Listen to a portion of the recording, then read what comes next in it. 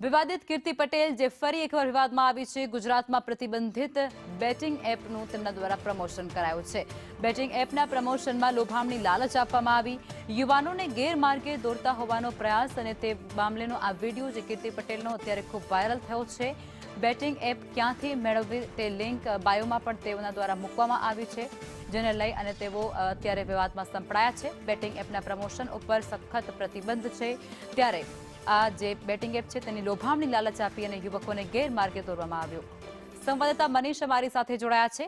મનીષ, કીર્તિ પટેલ જે વિવાદનું બીજું નામ હવે કહી શકાય તે પ્રકારે લાગી રહ્યો છે, ફરી એકવાર વિવાદમાં આવી ચૂક્યા છે। જી બિલકુલ, વાત કરીએ તો સુરત શહેરની જે સોશિયલ મીડિયા સ્ટાર કહેવાતી જે કીર્તિ પટેલ છે તે હવે વિવાદિત જે કહેવાય કે બીજું નામ કીર્તિ પટેલ કહે છે। કીર્તિ પટેલ ફરી એકવાર વિવાદમાં આવી છે। જે રીતના ગુજરાતમાં પ્રતિબંધિત એવી બેટિંગ એપનું જેને પ્રમોશન કરવામાં આવ્યું છે, સાથે જ તેમણે પ્રમોશન વિડીયો કીર્તિ પટેલ કહે છે કે મોટી બેટ લગાવી અને પૈસા જીતી જાઓ શોપિંગ કરો।